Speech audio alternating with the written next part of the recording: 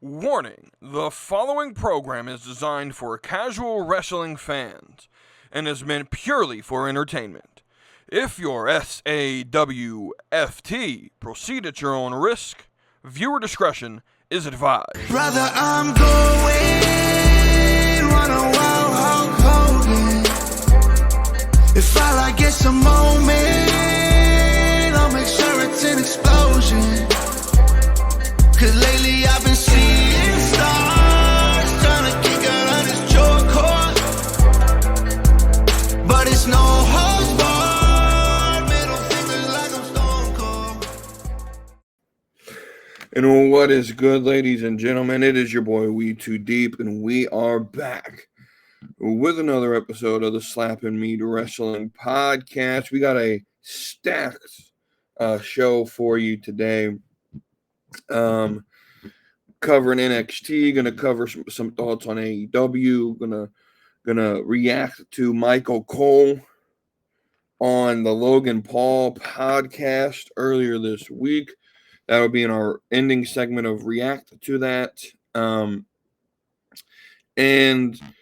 a whole lot more that we're going to talk about. As always, like, share, subscribe, share this with your friends. Comment in the comment section what you feel about it. That gets us into the algorithm. And if you're listening on audio, leave us a review. We would love for you to come over and join us on YouTube as well. And like, share, subscribe there. Join the Discord. That link's in the show notes or description, as well as the affiliate links through WWE Shop and Expedia. Thank you all for supporting the show. And with that, we're going to move into the WeTooDeep rant of the week. And typically, when I do like rants like this, a lot of it is off the top of the head, off the dome, just my thoughts in that moment. And sometimes a lot of it is, and when I say this, I'll peel back behind the curtain a little bit. I practice a little bit. If I'm at work, so the way my work setup is, it's not like a full office with like 30 people in it. It's typically 2 people at most in our office, depending on the site I'm at. And if I'm scheduled to be by myself, most of the time, if there's no work being done, I'm going over what I'm talking about, right? That's a lot of the time what's happening. Yesterday I was by myself at work, and most of that work day was spent going over, getting my thoughts collected together for this show, so that when I click record, it's not me rambling around, right? But a lot of times these rants are, not written down. They're not scripted. I'm going to make an exception for that. I'm going to make an exception for this rant right here, because I want it to be clearly understood what I'm saying here. So you guys probably clicked on this and you were wondering, why is the title, why does the thumbnail say wrestling is fake? He used the unholy F word about wrestling. And so until the next segment, the rest of this segment right here, we're going to talk about that. We're going to discuss it. But I do have this written down. I do have my thoughts clearly organized in a script that I'm going to essentially perform live for you right now. I don't have it memorized, but it's clearly organized conversation right here, because I want it to make sense, to be logical. I spent a lot of time editing, proofreading. I even put this thing through Chat GTP, be like, hey, can you organize this better? How can I better say what I'm trying to get across here, right? And so this is what was spit out to me, right? So WeTooDeep, I hate to be the bearer of bad news for those who do not know, but wrestling is fake. but it's supposed to be. And that is exactly what makes it so much fun. Now, look, I don't know how many times I have to say this, but if your biggest complaint about pro wrestling is that it's not real, you're missing the entire point. Wrestling is a performance, a spectacle, a clearly crafted blend of athleticism, storytelling, and theater. It's no different than watching a movie, a TV show, or even reading a novel. You don't sit in a movie theater and yell, "Hey, that explosion wasn't real," or "that actor didn't actually die." Because you understand in that moment that the illusion is part of the entertainment. The beauty of wrestling is that it embraces the fiction while making you invest in it emotionally. The best wrestlers and the best promotions make you feel something. It can be excitement, anger, joy, or sometimes even heartbreak. And that's the goal. It's not about whether the punches are real. It's not about whether you believe in the fight. Excuse me. Let's rephrase that. It's not about whether the punches are real. It's about whether you believe in the fight, in the characters, and in the story being told. It's like watching a magician. You know, I know, the quarter or the rabbit or whatever the prop is doesn't actually disappear. But for a split second, a great magician can make you believe that it did. And that's wrestling at its best.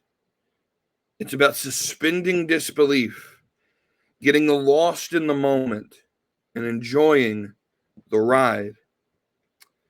Tell me that wrestling is fake when the lights go out, the gong hits, and suddenly the Undertaker appears in the ring. You know, the Undertaker, the dead zombie funeral director that sends chills down everyone's spine. Tell me it doesn't matter when Kane, you know, that dead zombie funeral director's demon brother from hell, when he comes and he rips the Hell in a Cell door off the hinges, making his debut in one of the most shocking moments in history. Tell me it isn't fun when Rey Mysterio, the ultimate underdog, defies all odds to win the World Heavyweight Championship, proving that heart matters more than size. Or when Daniel Bryan fought through every roadblock, overcame the authority, and had 70,000 people chanting yes at WrestleMania 30 as he finally held the WWE Championship above his head. Wrestling's magic isn't just the matches. It's about the moment. It's about Stone Cold Steve Austin standing nose to nose with Vince McMahon, flipping him off and hitting that stunner that made an entire generation cheer. It's about The Rock electrifying an arena with a single eyebrow raise and making every word feel larger than life. It's about Hulk Hogan, the ultimate hero, doing the unthinkable, dropping the red and yellow, joining the NWO, and turning heel in a moment that shook the industry to its core. It's about that shock, that passion, that pure entertainment that keeps us watching. And that's exactly why I'm saying this. Because some fans seem to want to strip all of that away. They want to turn wrestling into just a series of moves and 5-star technical matches, as if that's the only thing that matters. But if you take away the stories, if you take away the characters, and you take away the moments that make us feel something, then what are we even watching? Wrestling is at its best when it makes you believe in the impossible, when it creates memories that last a lifetime. It's not just about the match. It's about the magic. Now, don't get me wrong. A great match is incredible to watch. There's nothing better than seeing two of the best in the world go out there and put on a classic. But without the story, without the characters, without the drama and theater behind it, what's the point? Without those things, it's just two men or women fake fighting. Doesn't matter. In the end, the match itself, the wins, the losses, the titles are all just props to push the story forward. No different than the magician's quarter or the rabbit. It's not about who has the best moves. It's about who can make us care the most. So yeah, wrestling is fake.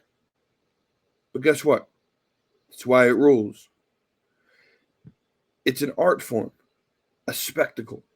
And when done right, it's one of the most captivating forms of entertainment on the planet. And if you just can't get past the fake part, then maybe, just maybe, you're the one who's missing out. All right. So the rest of the show is going to be straight off the dome type stuff, though, right? I got some other topics. We got a stacked show for you. Hope y'all enjoyed what that little monologue there. And let me know your thoughts in the comments. But let's talk about it. So let's transition over to WWE LFG. Started on Sunday. The first episode came out. I watched it Monday because I don't have A&E on YouTube TV, which is a repeated thing that, look, I'm going to need A&E on YouTube TV because I don't like missing shows when everyone else is watching them. But I guess I'll watch them on Mondays. More than likely, we'll end up having to watch on Fridays, like the following Friday, depending on, like my off schedule and all that, and when I have time. But let's go into the actual show. So I have 3 little notes here about the show. So the first thing is I don't have a favorite on who I want to win, but this was a fun way to introduce us all to who's on the show.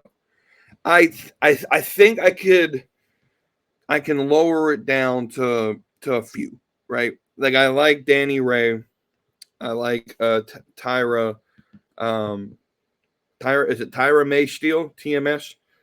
I like Maxine Dupree's boyfriend, Anthony Luke. And see, the problem with him is he's always going to be considered, that's Maxine Dupree's boyfriend, right? And so I wish they wouldn't have put that in the show. I get why they did, because it's a level to connect with the fans that are watching.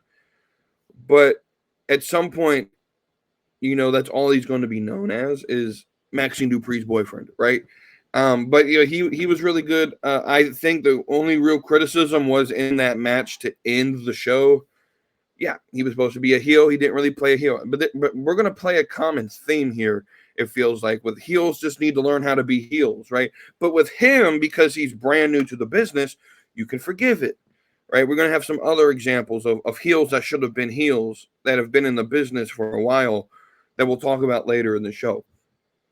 I don't have a favorite yet, but this is a very good intro show. I forgot the dude's name. Bro walked in there and cut a promo like he'd been doing it forever and said, the promo part's the easy part, right? And so he instantly became one of the dudes that I was like, yeah, I'd like to see him on NXT.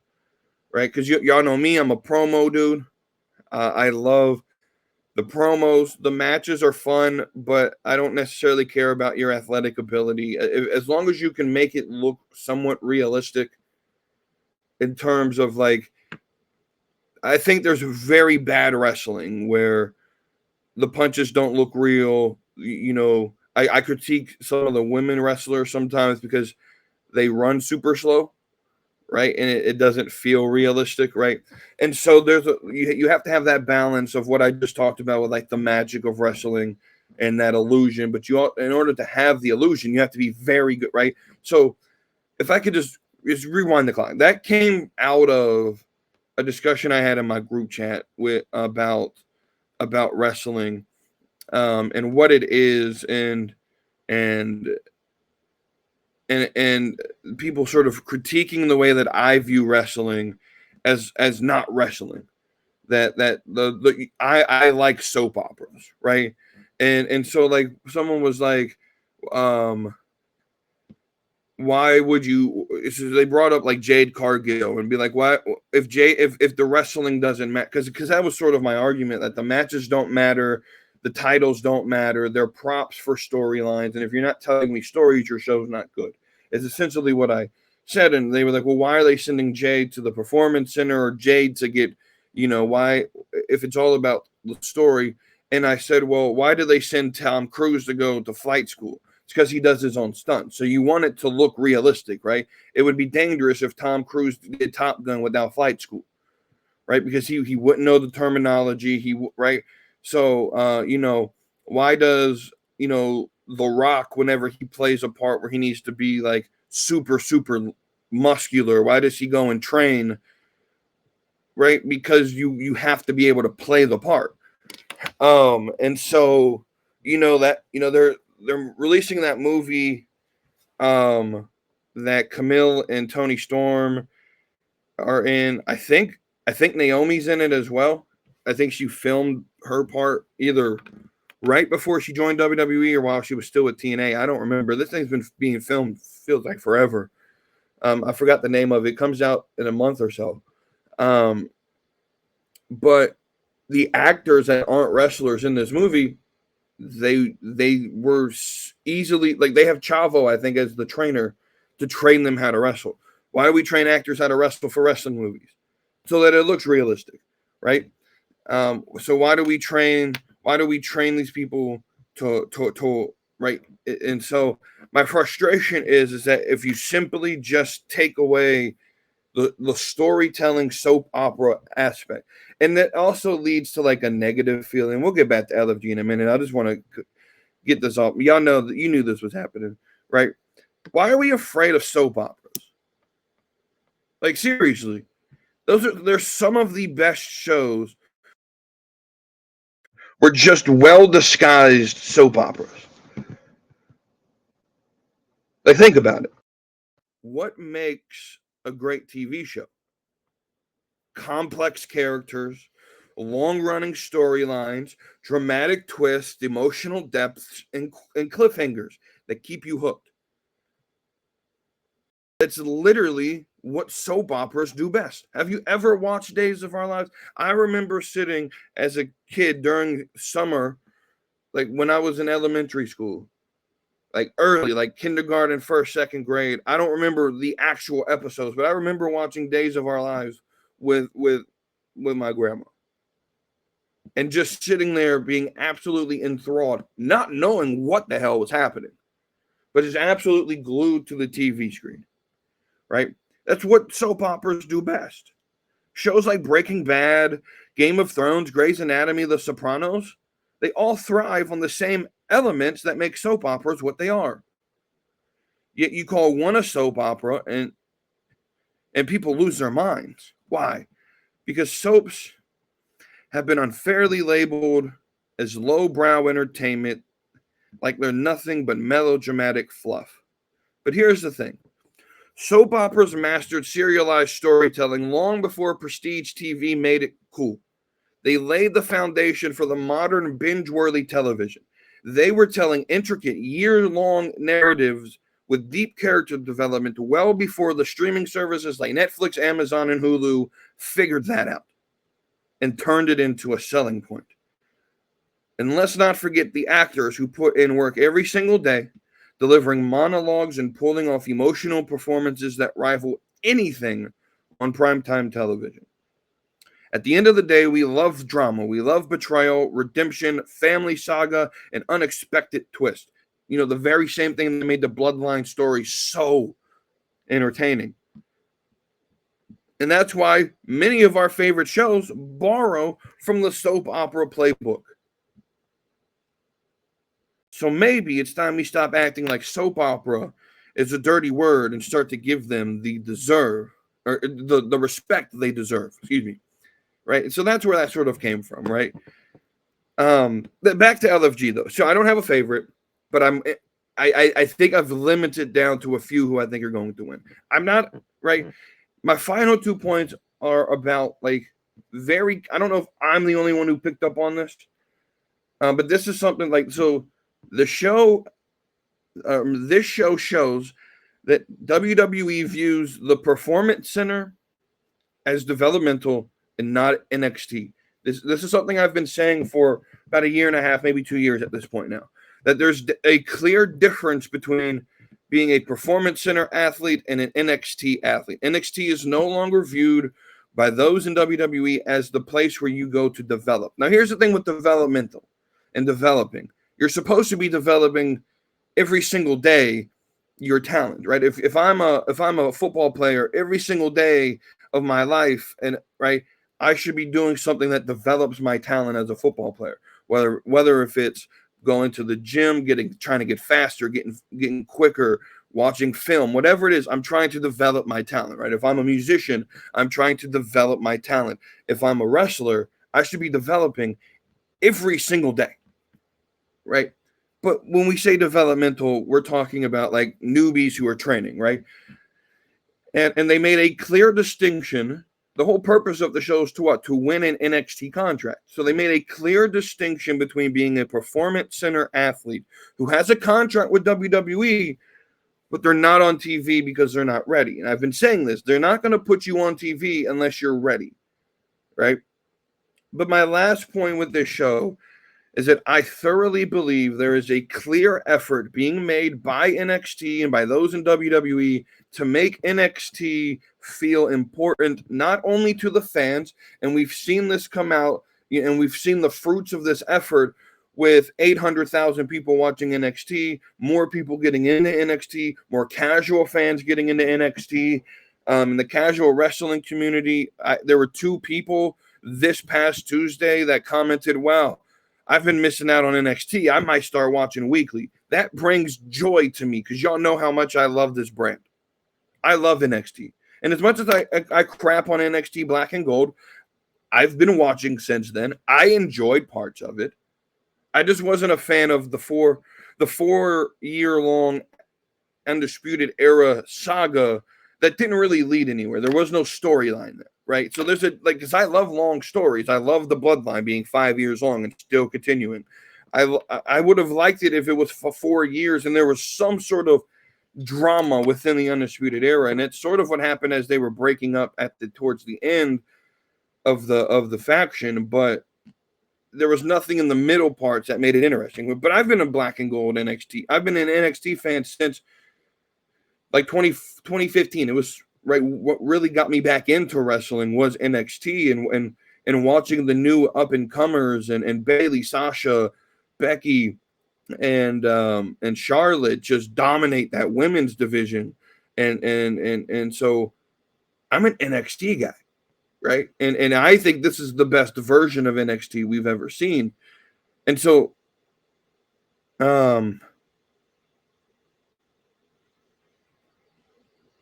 yeah, I just thoroughly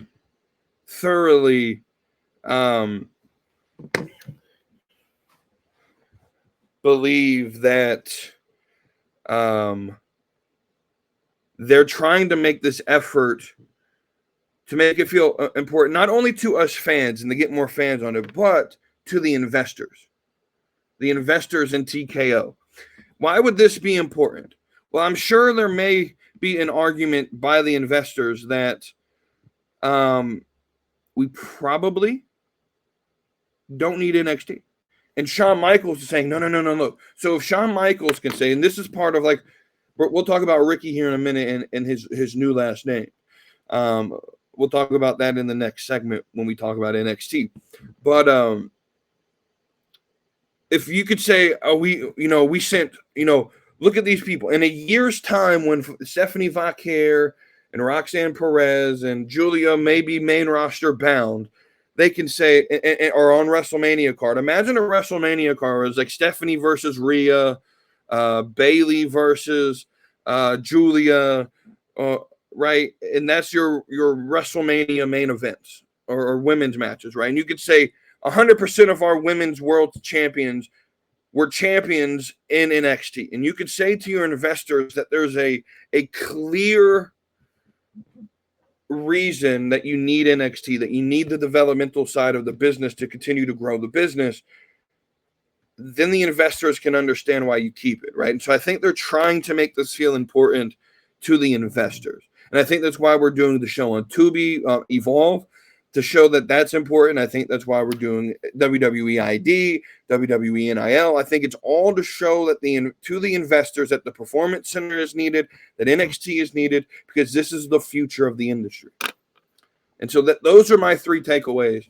I have a 4th, but I didn't write it down. But that BJ dude, I hope Bubba Ray slaps the fuck out of him. Bro, he's annoying as shit, dude. And I know he's in character. That's his character.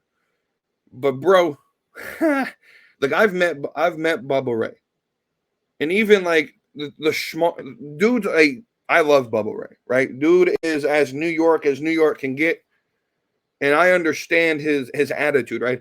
I don't think a lot of people, unless you live in that area of the country, understand the New York or New England like attitude. Everyone's pissed off at each other, but that's when that's how they show love, right? And Bubba's a veteran, and you're a rookie, BJ. He's not gonna shake your hand. The fuck you think you're doing? Welcome to the business, bro. You lucky it's not Hardcore Holly. Like, because if Hardcore Holly was doing this, he'd be like, he would get everyone in the ring, and he would just chop them till they pass out. That's what Hardcore Holly would do. That's how he would make them earn their stripes. But at least Bubba just didn't shake your hand, dude. Like, it's not that serious. The promo was okay, but it seemed a little bit forced to me. Right? Who knows? Right? But I'd love to see these people grow and see where this leads. All right, let's transition to Tuesday's episode of NXT. So we get Oba versus Moose going to happen eventually. I think we either do this at Roadblock, or if I were them, I would make the match at Roadblock for Stand and Deliver. I'd have Oba Moose at Stand and Deliver. WrestleMania weekend. I'd make it happen. And I would have this whole storyline. Oba's going to be on TNA, which we'll talk about here in a second. And really, we'll just go ahead and get this out of the way. My TNA thought. I have 2 TNA thoughts. One of them is I need TNA to find a way to get on more TV screens. I don't have Access TV on YouTube TV because YouTube TV apparently doesn't want to give me any channels where I can watch wrestling content. I don't really necessarily want to pay $9.99 a month for TNA Plus, but if the shows are going to be entertaining and really have all my NXT guys that I like on there, right? Because when it was just like Brindley Reese and Ariana Grace and the occasional Fraxium show up, I can miss that. But if it's Oba Femi versus Moose, bro, I need to watch every single second of this feud, right?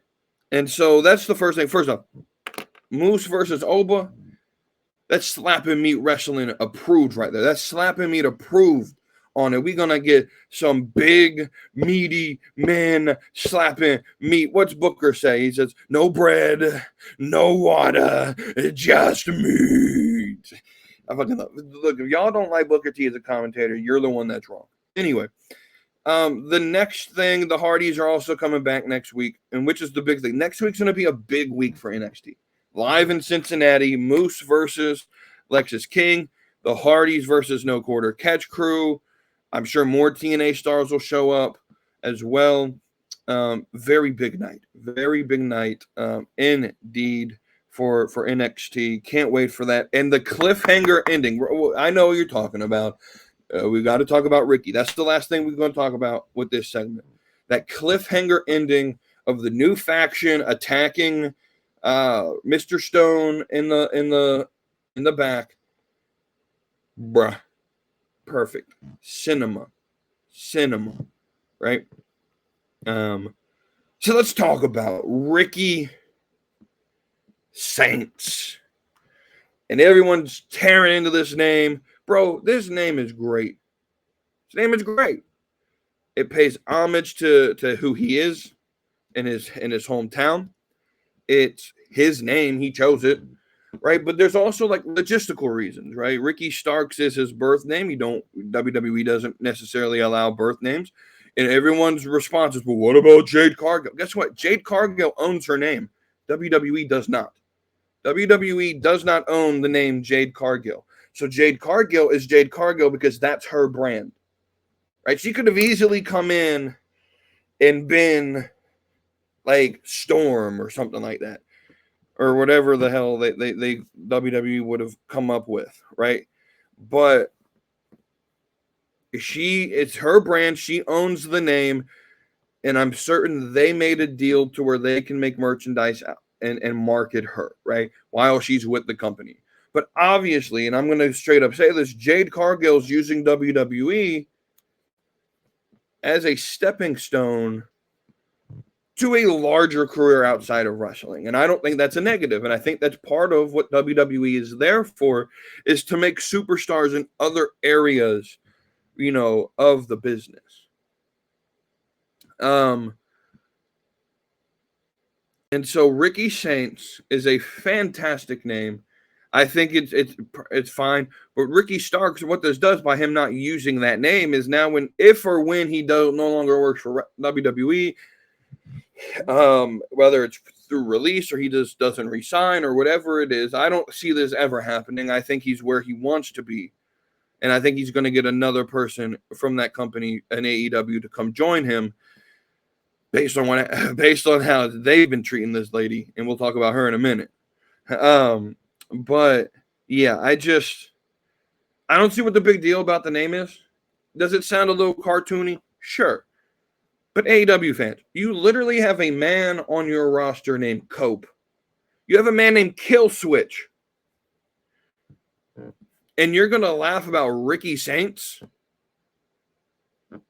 Could he have removed the S from the name? Ricky Saint, I think, would have sounded better. But I don't hate it. Everyone's going to be like, oh, he's going to come up with a faction or he's going to have a section in the arena called Saints Row. Hey, guess what? That's marketing. That's merchandise. That's a sign that they could sell. That's a shirt that they could sell. I'm part of Saints Row or whatever, right?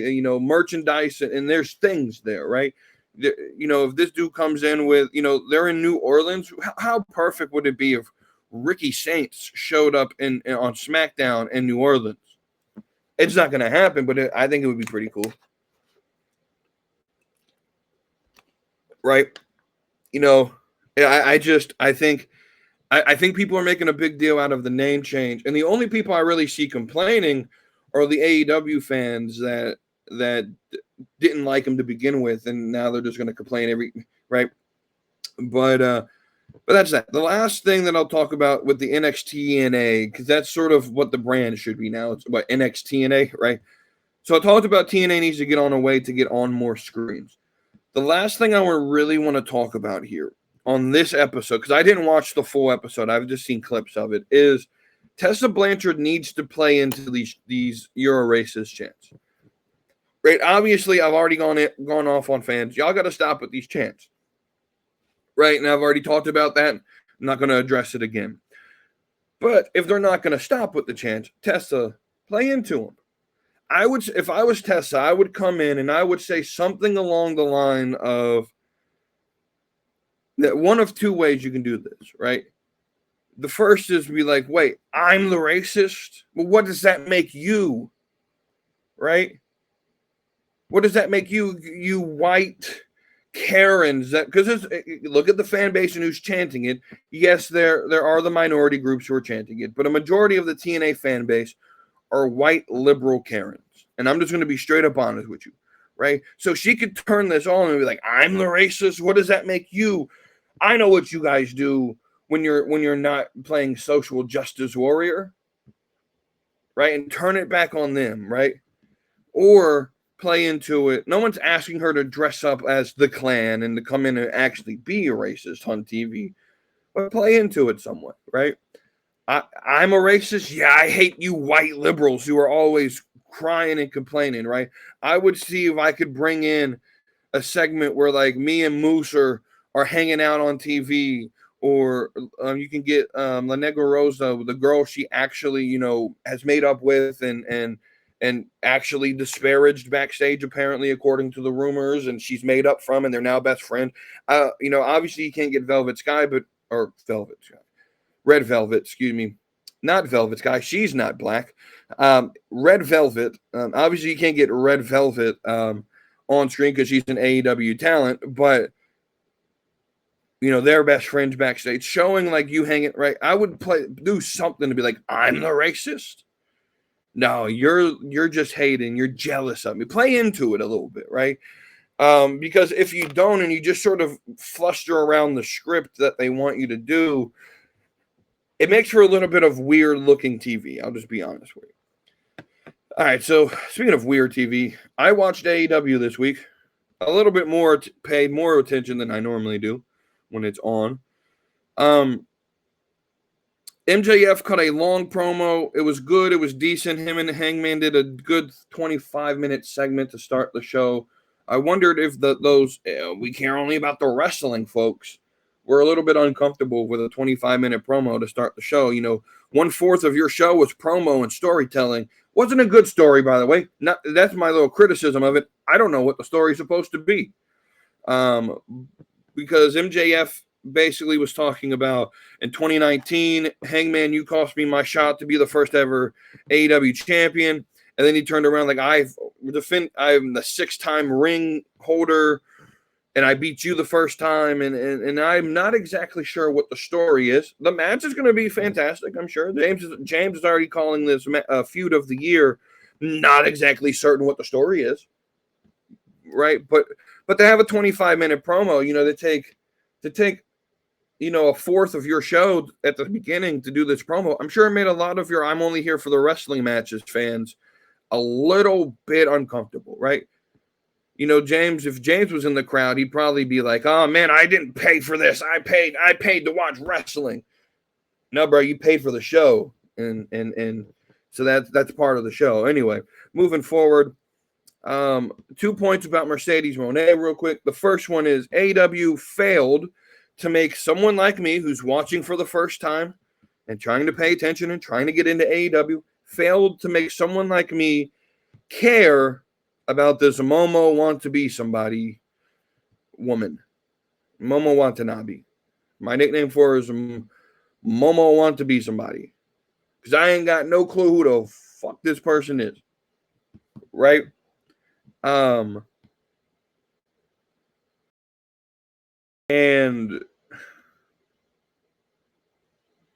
I don't know why she's fighting. I don't know why she's going. I get she won some sort of like special award where she gets to choose her champion that she goes after. But who are you? Why are you going after Mercedes? What's the point? But on Mercedes, if her whole gimmick is she's trying to collect as much gold as possible, why are you not going after Toni Storm? It makes no sense to me. Go after Toni Storm. That would be a match that I would love to watch. Right, because Toni Storm is a good character. Now, James and Cody overreacted a little bit on their show Beyond the Junkyard last night and called Toni Storm the greatest wrestler on the planet, man and woman. We're going to slow down. We're going to slow down from that overreaction. Toni Storm has a good gimmick. She's not the best. She's not the best at all, right? The gimmick is great. I love it. It's one of the high spots, right? But this also goes to show me the best parts of AEW are the drama in the storytelling, not the matches, right? You need that, right? So whenever Toni Storm has whatever her next feud is, and you have the drama, why was Toni versus Mariah such a good feud? Because there was a story. The story was there. AEW continues to prove me completely 100% right. Right? The last couple more things. I just got to say this. The name Ops, the Ops, which is Samoa Joe, Hook, and Shibata. This stupid ass name for that faction. Because Joe is the only one that if I met on the street, I would actually be afraid of. Hook looks like one of them little soy boys that acts like an alpha. He's a little beta boy that thinks that he's an alpha, and no, that's what Hook looks like to me. And Shibata, unless he's like Jackie Chan out there and I just don't know about it, I ain't scared of him. The Ops is a terrible fucking name for that faction. It just is. All right. Let's talk about it. The one thing everyone's talking about with this AEW show, I'm sure you've seen the segment if you're on the internet at any time. And this is that run-in between Rosa at the end of Megan Bayne versus Chris Statman. Let's talk about that.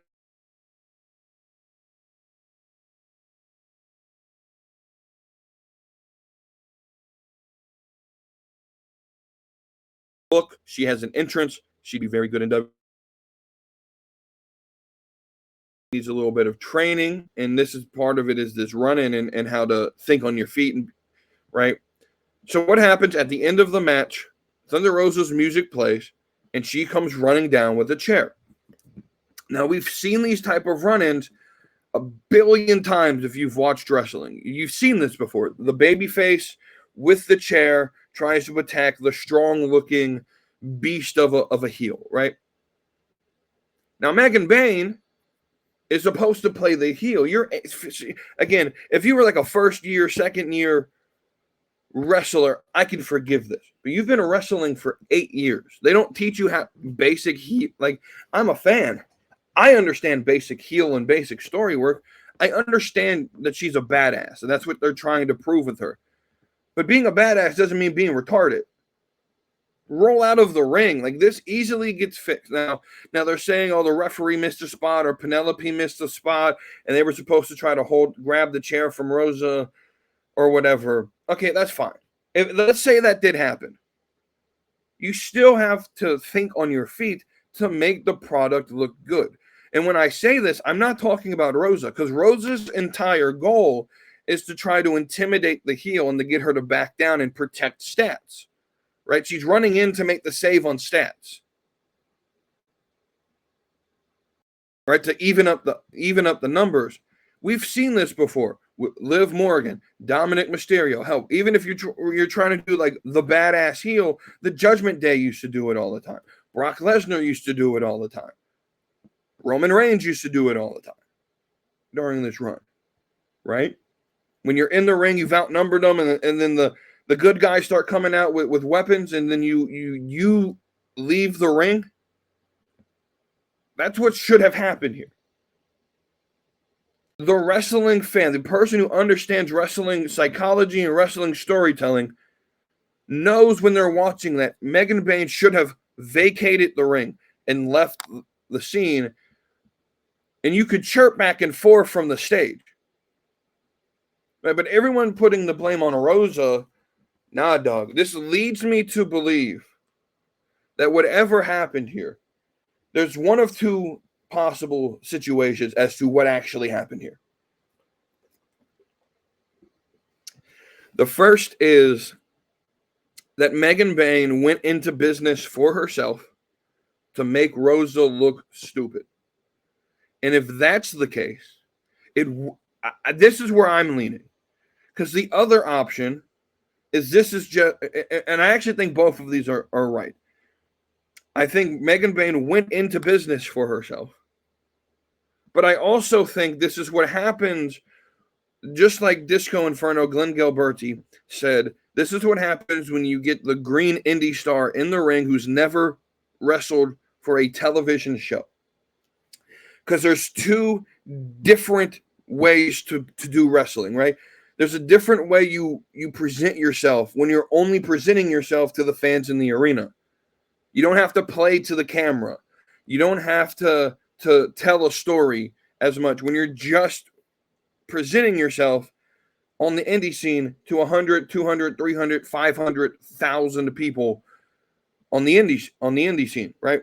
But when you're wrestling in front of a camera and the camera is your audience, right? The people that are there are just there to be background noise, essentially, right? And they get to watch live, right? They get the privilege of being part of the show.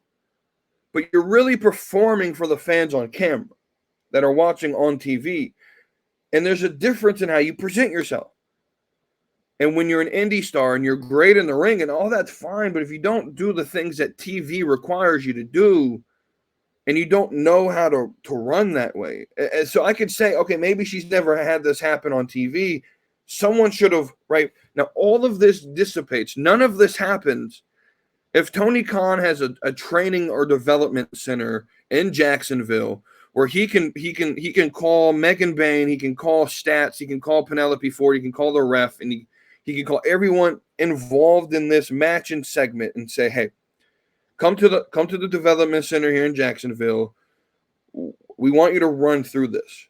And it doesn't have to be scripted. It could just be sort of practiced and say, hey, here's what we want to get on TV. We want Penelope, she's going to attack Chris when Chris Statlander is on the turnbuckle. It's going to cause Chris to lose the match. They start beating you guys start beating up Chris. Thunder Rosa comes in to even the odds. She's going to have a chair. Right? What I need you guys to do is we want to present you as badasses, but we also want you to present you as a logical badasses, right? Where you're gonna flee and Thunder just barely missed you, right? And so practice how we're gonna get this done. Let's get this right. So on Wednesday, you guys have Monday and Tuesday to get this practice so that on Wednesday it's muscle memory. If you do that, that's the benefit of a performance center or a training center, is that you could come together and practice. Because James has even said this, there's a lot of women in AEW who, when they go to fight someone else on the roster, it's the first time they've ever been in the ring with them. And having a performance center, which apparently the guys down at the Beyond the Junkyard podcast, because I mentioned that in their comments yesterday, they don't like the idea. They think it's stupid, right? And James took it the wrong way and said, "Oh, well, the Performance Center," which he's capping. He don't know what he's talking about. The Performance Center has like 90% of the current champions right now came through the Performance Center. But also Charlotte's come through the Performance Center on this rehab. Randy's at the rehabbing right now, whatever, or when he was rehabbing to come back, he was at the PC. It's there to train, get off the ring rust, figure out kinks and storytelling and in-ring work and how to figure. That's what that's there for. Every single WWE employee has access to the Performance Center, whether they're in NXT or not, right? And so this doesn't happen. This product, this flaming pile of dog shit in the middle of this show, doesn't happen if you have a performance center where they can practice. But it also doesn't look as bad if you tell your heel to just think on your feet. You see a chair. How are you supposed to react in this situation? Just flee the ring. And if you're not going to flee the ring, then we can turn it to Rosa and say, hey, if she's not going to flee the ring, stop half swinging the chair. Knock her the fuck out. Because obviously they're fucking with you. And I thoroughly believe that Thunder Rosa continually becomes the brunt of a lot of this bullshit in the back. And I think she's just going through the motions. I think she's the next one to jump ship. I really do. I think she saw what happened with Penta and how they're presenting Ricky And I think she's the next one to jump ship. Whenever her contract's over, I think she's just going through the motions, right? But here's the thing that's funny to me. She's supposed to be, like James said, she's going to be the one that wins the title from Toni Storm at All In Texas. Right? But then that's 1 week of his programming. The next week he then sits here and says, no, she's like the Akira Tozawa. Bro, what the hell are you talking about? Bro's crazy. The last thing we're going to talk about is the talking point of the day with AEW fans is, look at this. We got Collision, the highest rating ever. Bro, I need you to understand something. You started the show 8 minutes before 11. And in those 8 minutes, you went from 1.3 million people to 530-something thousand people. You lost almost half of your lead-in audience, almost half of the people who were watching at the time you pushed start of your show, right? That lead-in audience, almost half of that lead-in audience was gone in the first 8 minutes you were on air. Right? It flipped, right? And so, sure, it makes the ratings look good. But if we do how Bischoff does it, and you take off the first 15 minutes and the last 15 minutes, you get your actual audience. Bro, you're sitting at somewhere around like 300,000 to 400,000 people, right? You didn't do something spectacular. You rigged the system a little bit to where you had this, right? And so you had to manipulate the numbers, right? You ended the show with 1 million less viewers than you started when you first clicked go live, with 1 million less viewers. And then you want to sit here and be like, oh, Raw's viewership is ass. As some of these AEW, they've lost 60%. Yeah, but I don't know if you know how math works. The debut episode of Raw on Netflix was up 300 to 400% from the viewership on USA.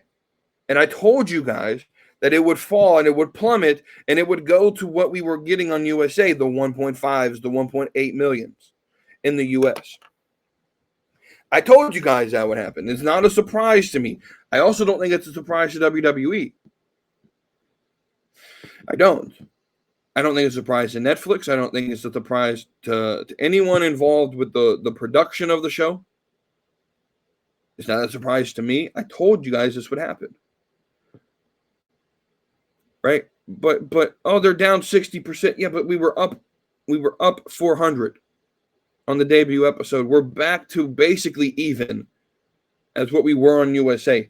And I know they're being sarcastic. Oh, WWE must be dying. No. Oh, they try to be like, oh, well, whenever WWE drones say this about AEW, it's the only time it ever applies. No. It's not hypocrisy. Because here's the thing. If we were actually losing viewers, meaning if we went from 1.5 to 1.8 million that typically watch, and then 1 week of Raw, a standard week, no real competition like a playoff game or something on a Monday night, and we were randomly at like under 1 million, then I would be concerned. But I'm not concerned that we went from 3.5 to 1.5 million people, because 1.5 is the standard. That's what we were at on USA. And so that's the standard. But you're also failing to recognize that I think a lot of viewers saw that this was going to Netflix and that they could watch on demand whenever they wanted to. And the numbers being released are only the live +1. And so we're not following Wednesday through Sunday on how many people are watching during the week.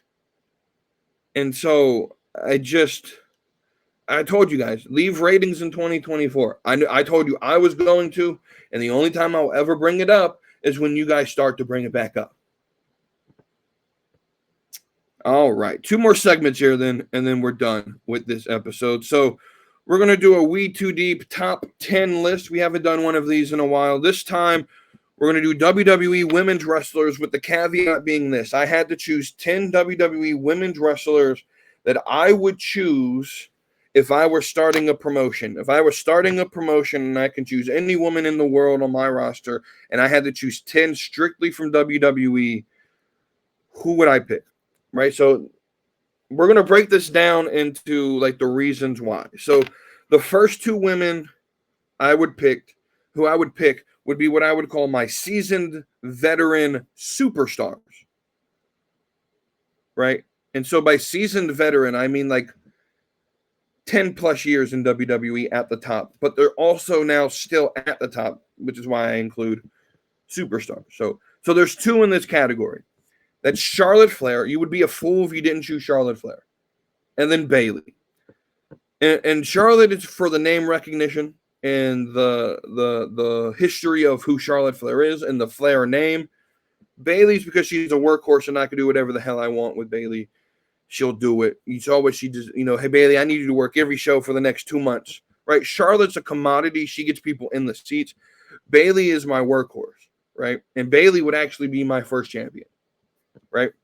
The next segment of people that I would put in here would be what I would call like your current superstar or your experienced superstars. So these aren't like seasoned vets, 10 plus years in the game, but they're either at the top of the game right now or they've been there and they're younger and they're not veterans per se, but right. And so that's Rhea Ripley. Again, you would be a fool to take the best women's wrestler on the planet and not put her on your roster. So Rhea Ripley would be there. That would be Bianca Belair.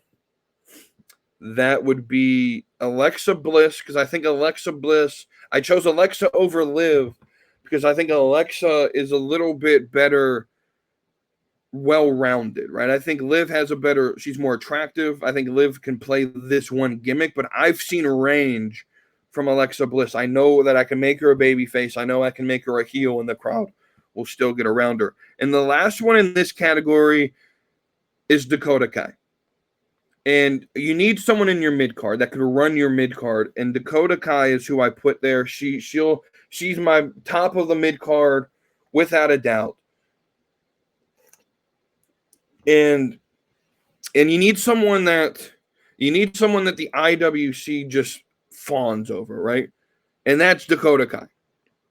For whatever reason, she has a cult following, right? She's been released twice, always hurt.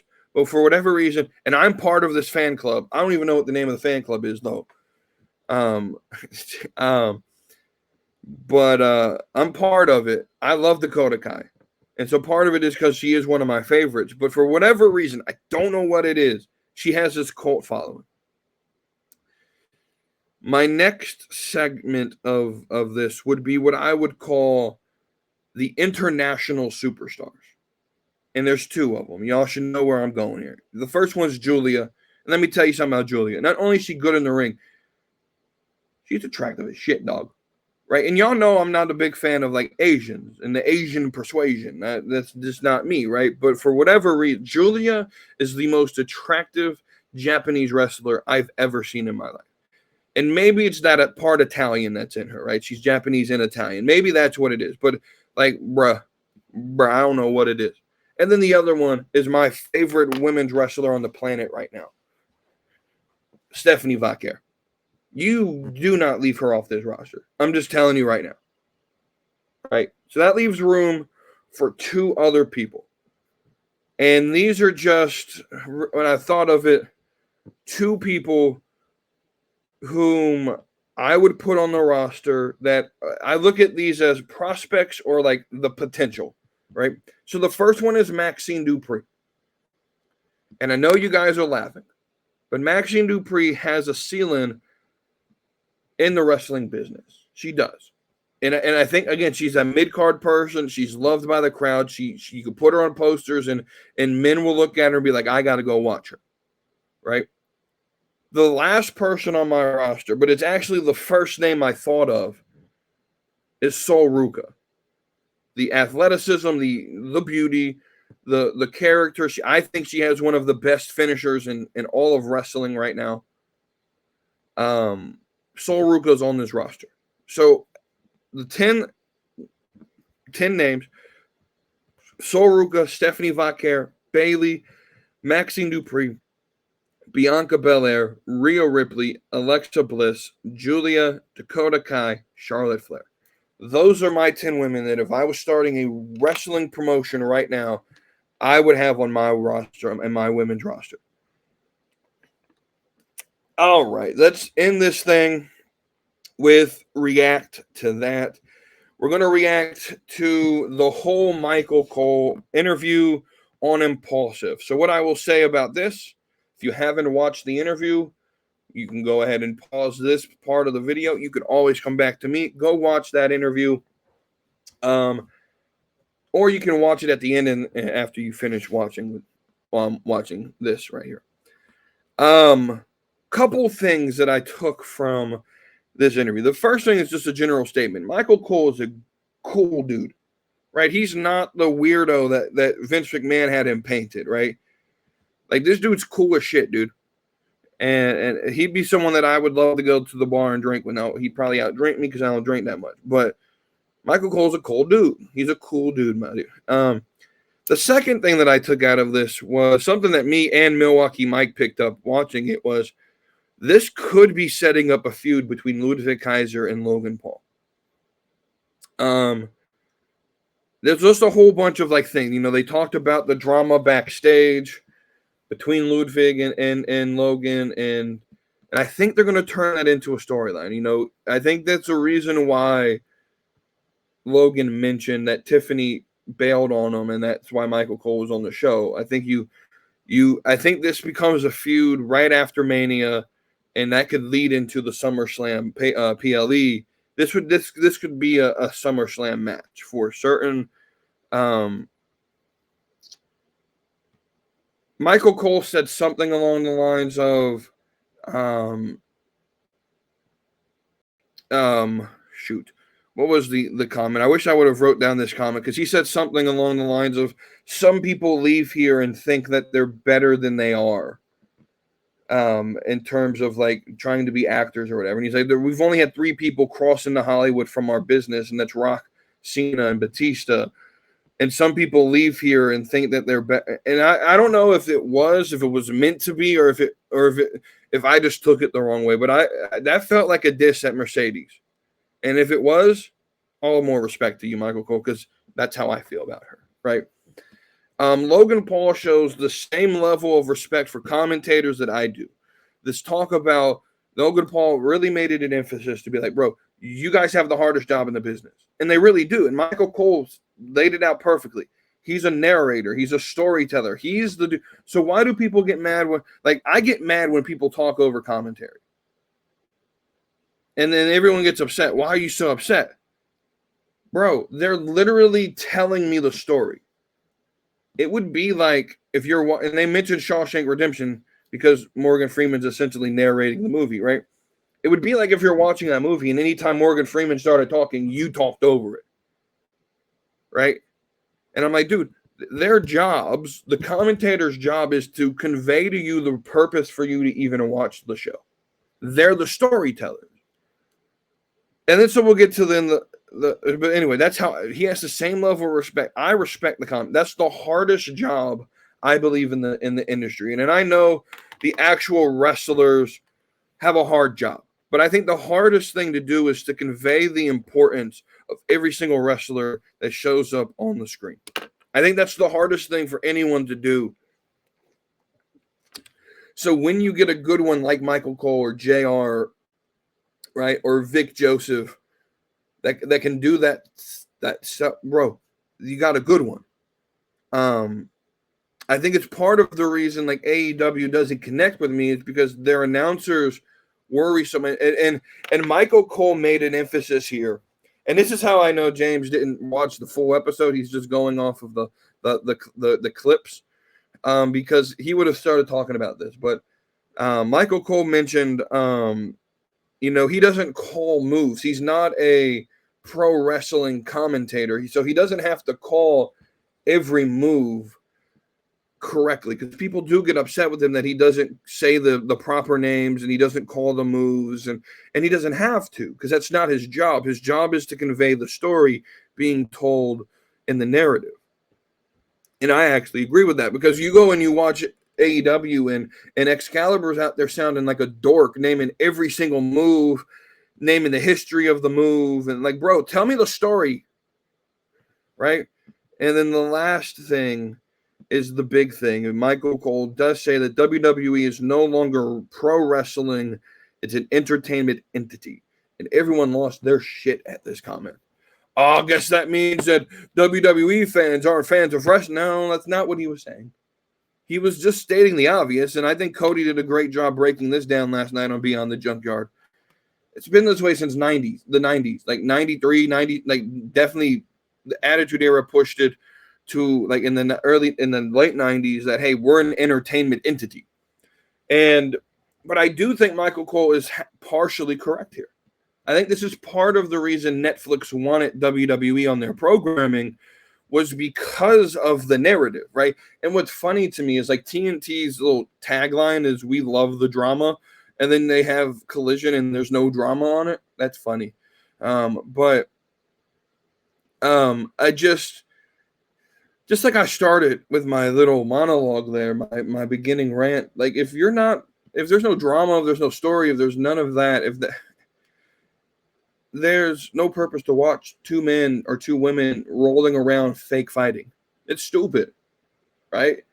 And so I'll go back and I'll end with this, that wrestling has always been about the story. It's always been about the gimmick.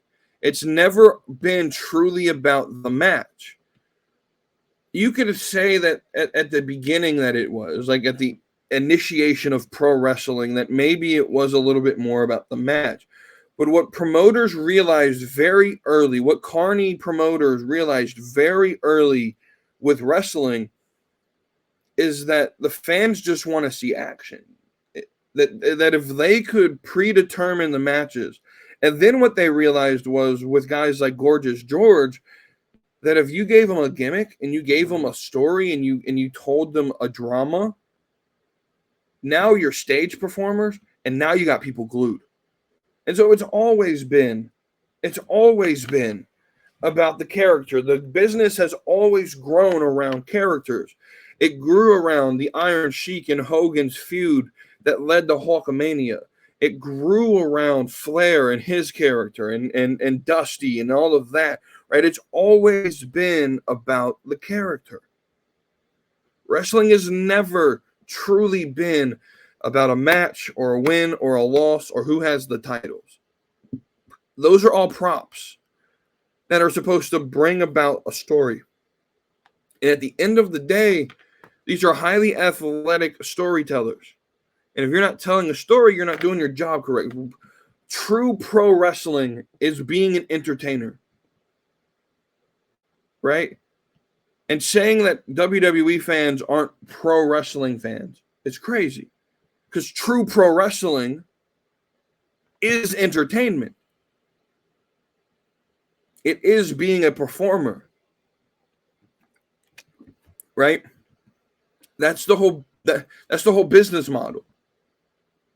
It's the whole business model. It's never been about the matches. No one remembers any of the matches. They remember moments. Do you remember any single point of that SummerSlam match between Roman Reigns and Brock Lesnar? Or do you just remember the fact that Brock Lesnar brought out a fucking tractor and flipped the ring? I don't remember. I don't even remember who won that match. All I remember is Brock Lesnar brought out a tractor and flipped the ring. And that's the moment, right? Cody Rhodes. Do you remember the full match and the full sequence of everything of Cody Rhodes winning? Or do you just remember Cody Rhodes won? And there's a moment there and he finally won the title. That's what we hang on to. Do you remember every single move when Daniel Bryan beat the Authority, beat Goliath, beat Trips, then beat Batista and Randy Orton at WrestleMania 30? Do you remember every single move? Do you remember every single sequence? Or do you just remember the moment, right? Do you remember the full match when same WrestleMania when Undertaker's streak ended? Or do you just remember the reaction you felt, the feeling you felt when the hand hit 3, the bell rung, and the streak was over? It's never been about the match. It's never been. The business has never been about the match. It's always been about the moment. It's always been about the drama. It's always been about the theater. That's what makes this business work. Because if it is about the match, bro, I'm just going to go watch MMA because they do that a hell of a lot better. But there's a reason. Like, I'm not going to pay money to watch people beat the shit out of each other. I am going to watch a movie, though. I will pay money to watch theater. I'm not big on the mixed martial arts, right? So that's why I don't get into boxing. And it's why I don't get into MMA, because those are real fights. And I don't want to see people beat the shit out of each other. I think that's I'm just going to be honest, I think that's a very vulgar form of entertainment. But when you put it into pro wrestling and you put it within a story and you make me feel something, bro, can I tell you something? Daniel Bryan was the first person when I got back into wrestling in 2014, which was WrestleMania 30, right? I felt that. And to this day, every time they show that clip of Daniel Bryan winning the title, and then they show the Connor's Cure commercials for like 3 years after that, right? And every time they show any of that, bro, it makes me emotional. Because it's emotionally connecting with me, right? Right? When you can connect with the crowd on that level, that's why Jey Uso's winning at WrestleMania, and why the IWC hates it is because they don't understand that Jey Uso can connect with the audience and doesn't need a 17-course move set where he flips, kicks, yes, he does the super kicks, right? But Jey Uso can connect on an emotional level with a catchphrase and a chant and a simple yeet motion. That's all he needs. He doesn't need to put on 7-star matches in the Tokyo Dome to connect with the fans. He connects with the fans, and he's the most over thing in wrestling right now. And it's all because of a chant, and it's all because of a catchphrase. And we've all sat there. I've sat here and said this. Sure, when the bell rings, he's not the best. But it's not about the match. And when you watch wrestling through that mindset, it changes the way you watch it. It changes the way you see wrestling. That it's not about the actual competition. Because the competition is the prop, is the plot. This is a wrestling show based around wrestling. And their matches are fine. I love a good match every now and then. But that's not the only thing I watch for.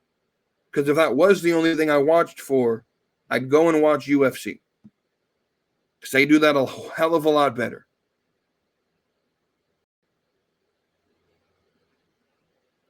So yes, WWE is not pro wrestling where the wrestling is the focus. But the industry has never been centered around the match. It's always been centered around the larger-than-life characters.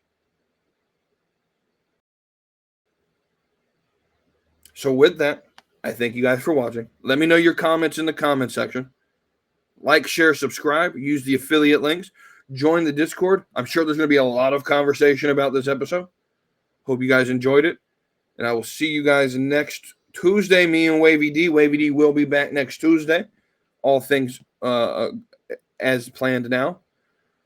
And so with that, I'll see you guys on the next episode. Enjoy the rest of your weekend.